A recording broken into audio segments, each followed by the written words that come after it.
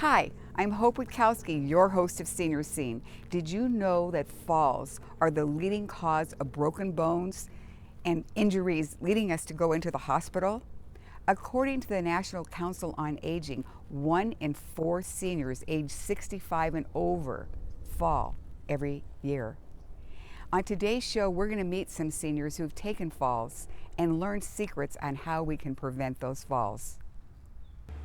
The Torrance Fire Department tells us that 911 calls come in every day to aid a senior who's taken a fall, and some pass out, break bones, and some even can't speak. And they say one of the most common places in the home for accidents is in the bathroom. One thing to think about when seniors are in the bathroom, let's say a shower or bath, and they stand up from the bath, they really need to give themselves a moment to allow their body to adjust from the sitting to the standing position, because physiologically there's changes going on in just that short time span. So they give themselves time to adjust and then step out of the shower. We've all stood up and been lightheaded because we stood up too quickly. This can theoretically happen more in certain age groups. A very important thing that needs to be done so that the paramedics can enter the home in a timely manner is to make sure seniors have all elements in place, and this will allow the first responders to enter quickly. Typically, when we get a call, either the patient or a neighbor or a family member is called, and sometimes it's because they haven't been in communication with the resident or the patient.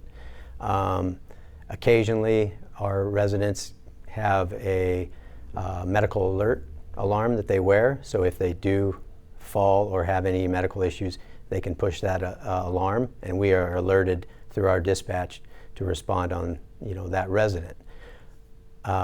There has been occasion where we show up and we don't have access because we don't have a key, or there's no neighbor or manager of the apartment complex to let us in. So we always can get in. Sometimes we may have to do some damage to do it, but when it comes to life safety, we'll have to do what we're going to do to make sure we make entry.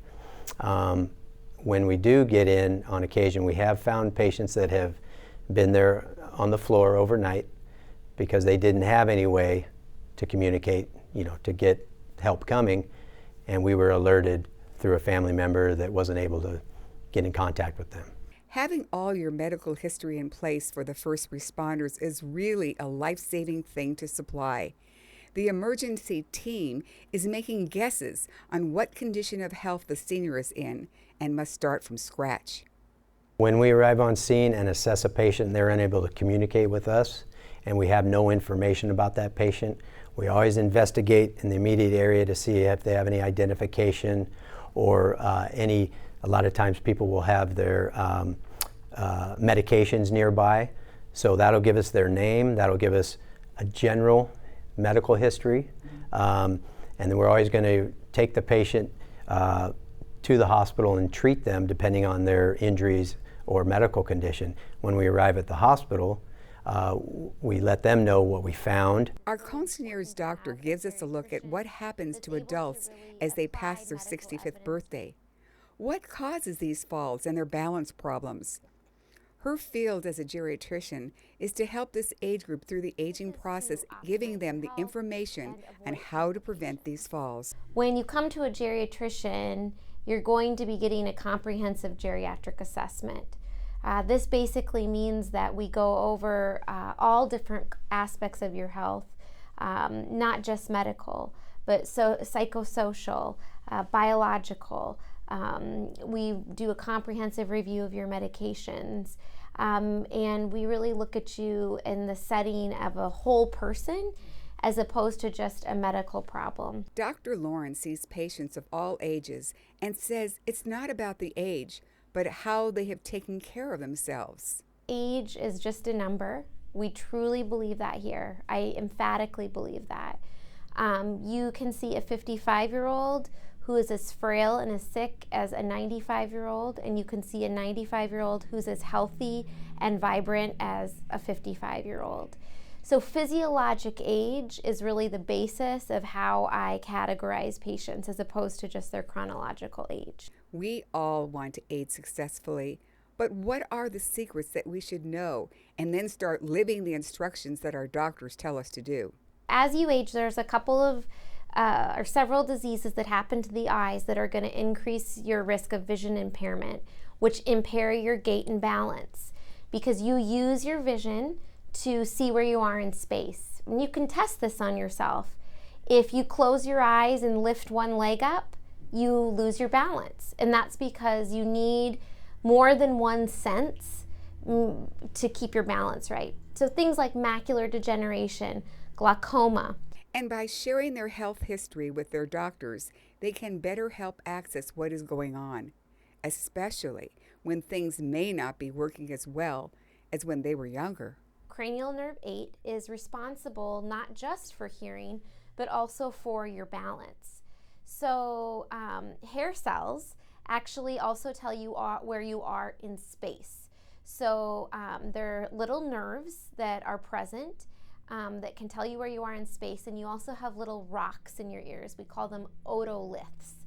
And otoliths sit in fluid within your ear canal, in the inner ear, and they let your body know where you are in space. If those become dislodged for any reason or fibrosed, that ear canal, as it often does with age, you will not feel as confident of where you are in space. Dr. Lawrence has one amazing 98-year-old patient that is as sharp as a tack and in great physical shape, but has taken several falls that has led to broken bones. In Dorothy's case, there's a few things you need to consider. She does have hearing impairment. She does have vision impairment.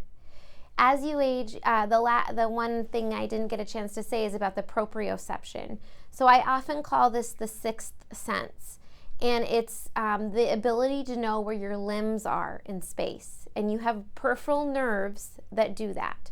So nerves in your feet, primarily, as well as in your hands. They're nerves that can tell you, my foot's to my right and on the ground. My foot's to my left and on the ground. As you age, those you get some vascular disease and the blood supply to those nerves decrease, and you get almost little strokes to the nerve. And you're going to have less of an input to your brain about where you are in space. Diseases in and of themselves, like diabetes, are going to make that worse. Vitamin B12 deficiency is going to make that worse. So there's a variety of medical conditions that affect the nerves that then affect your ability to maintain balance. Dorothy could be a role model for many of us seniors. Her life story for a 98-year-old could be told in a book.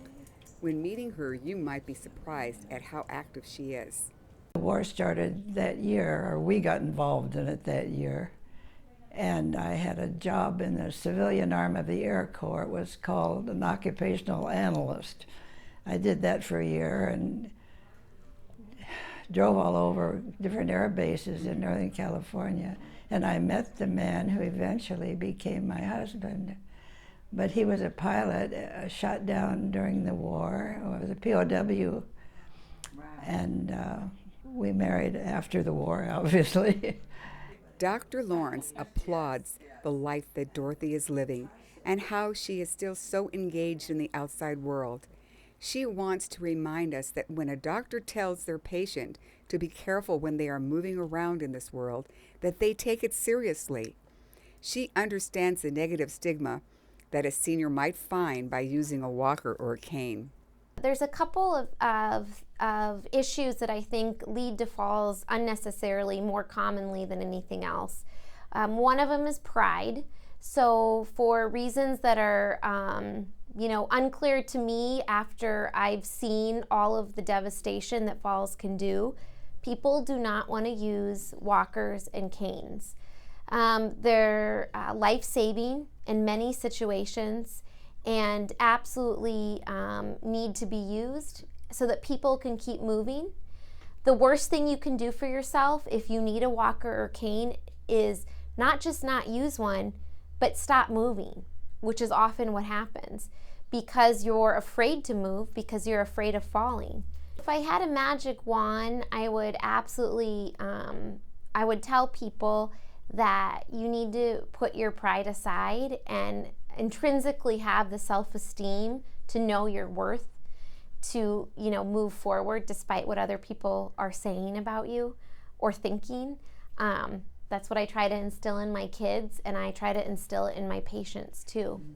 What a lot of my patients don't know, but I know because I've been a physician and seen this, is that, having a fall and getting an injury from it often results in a fate worse than death, which is permanent nursing home placement. You're no longer able to care for yourself.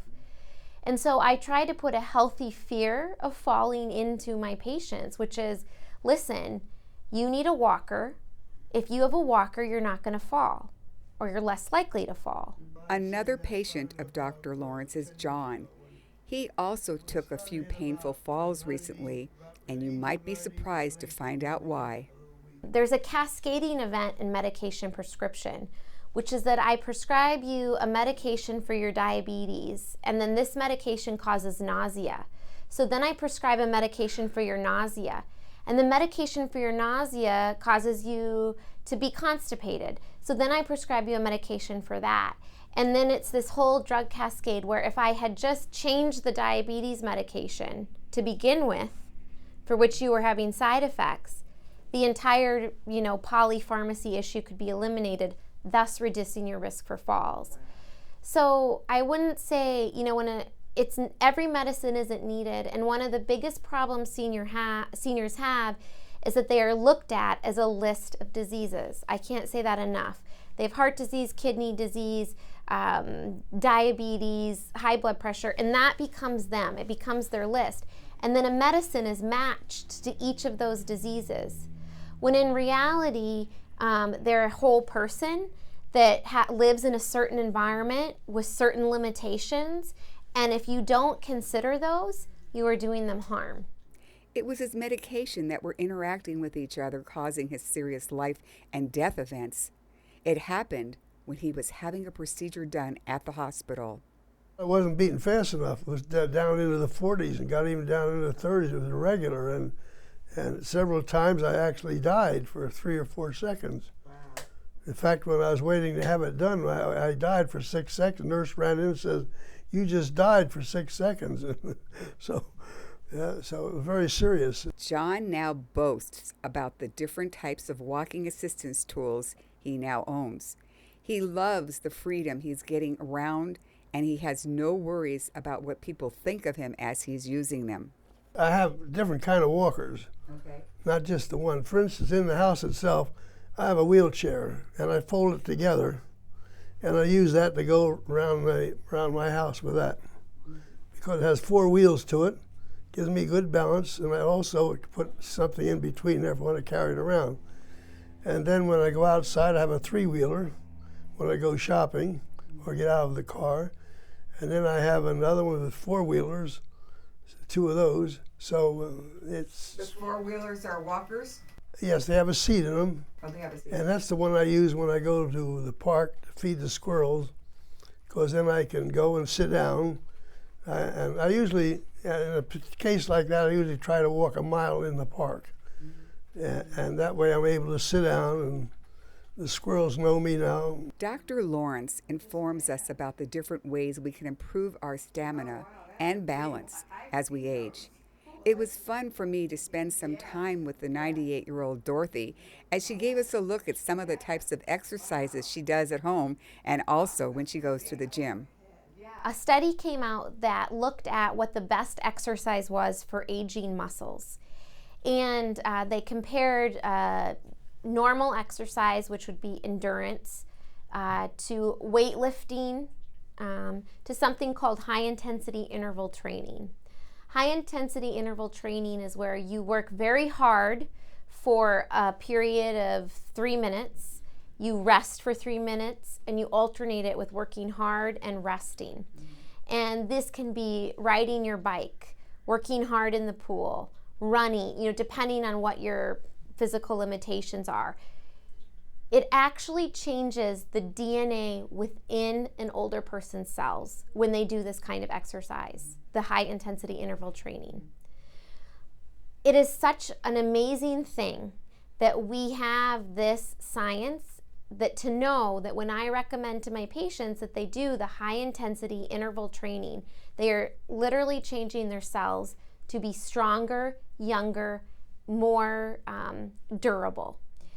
So with this study, new recommendations are being made about how older people should be exercising to really optimize their muscle health. The combination of too many medications and the way that a person with a medical condition gets up out of bed could also be a factor behind falls. Dr. Lawrence gives us information on a better way of getting up. When you're getting out of bed. Yes. So like John would be a case of this, where he went from laying to sitting to standing. He became lightheaded. Oh. And so when you're getting out of bed, you're going to crumble there. So having your walker right next to the bed, or having, drinking a glass of water before you get up, making modifications within your home so that the environment is optimized. And as a society, we need to do better with making sure